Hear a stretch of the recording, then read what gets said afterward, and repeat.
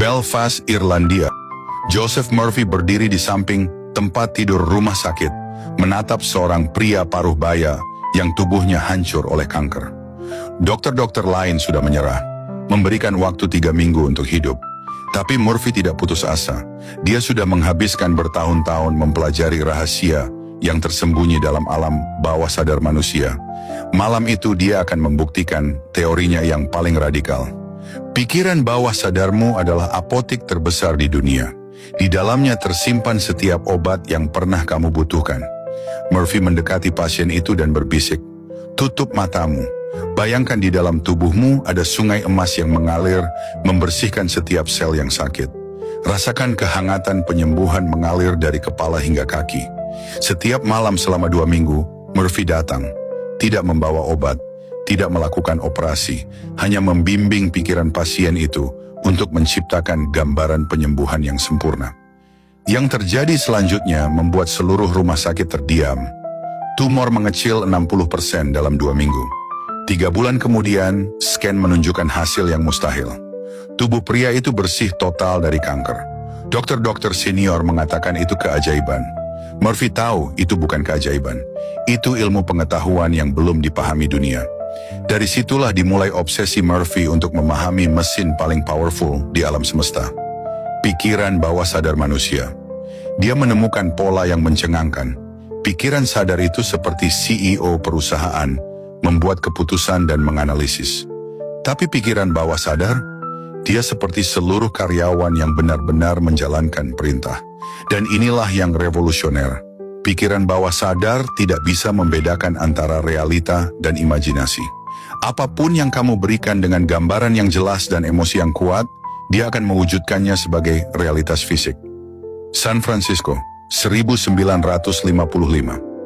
Seorang petugas kebersihan bernama William datang pada Murphy dalam keputusasaan.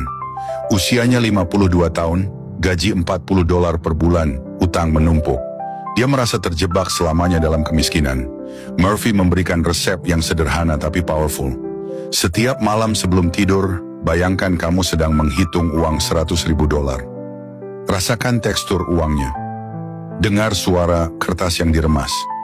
Lakukan ini selama 30 hari. William skeptis, tapi putus asa membuat dia mencoba. Hari ke-12. Saat membersihkan kantor, William menemukan majalah bisnis yang tergeletak. Di dalamnya ada artikel tentang investasi real estate dengan modal kecil. Hari ke-18, William bertemu dengan seorang developer yang sedang mencari partner untuk proyek kecil. Tanpa modal, William hanya menawarkan tenaga dan dedikasi. Hari ke-30, proyek pertama William memberikan profit $3.000, 75 kali gaji bulanannya. 2 tahun kemudian, William memiliki portfolio real estate senilai $150.000. Dia bukan lagi petugas kebersihan. Dia menjadi property developer yang sukses. Murphy menyimpulkan, William tidak berubah. Yang berubah adalah programnya. Pikiran bawah sadarnya mulai bekerja 24 jam, mencari peluang yang sebelumnya tidak terlihat. Los Angeles, 1958. Helen, 34 tahun, datang pada Murphy dengan mata yang mulai buta akibat glaukoma. Dokter mata terbaik sudah memvonis, dalam 6 bulan, Anda akan kehilangan penglihatan sepenuhnya. Helen adalah seorang ibu dengan 3 anak kecil. Dia tidak bisa menerima vonis itu.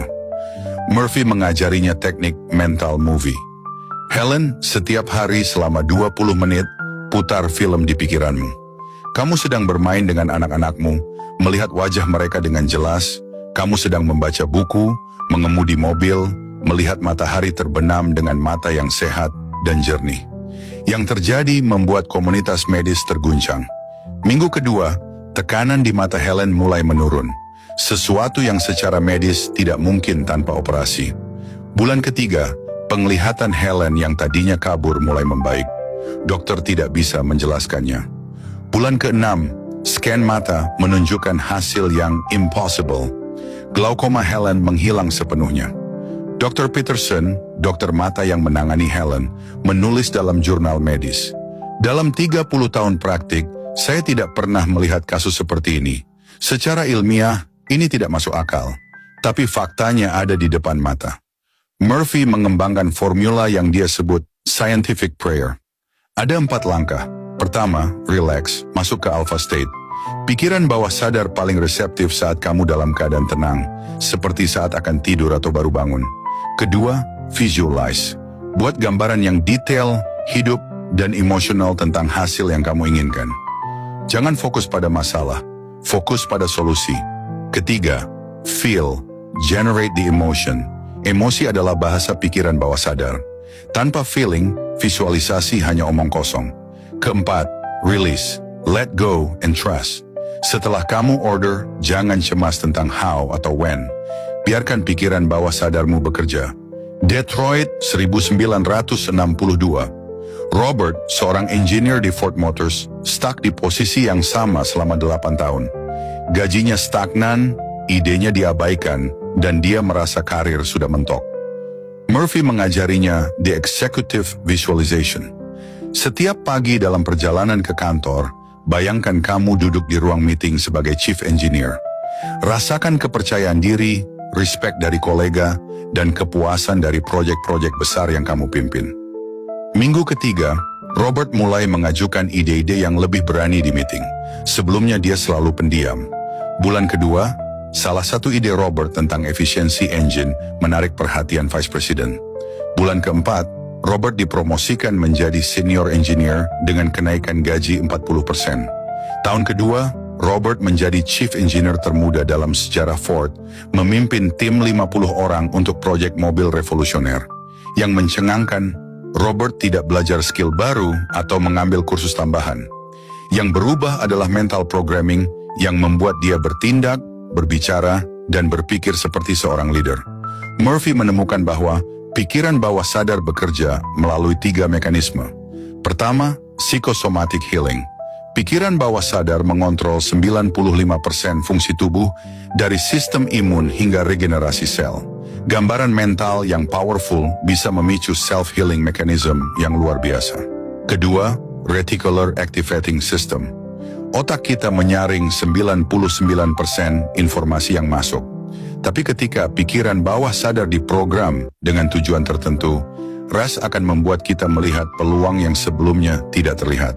Ketiga, quantum entanglement of consciousness.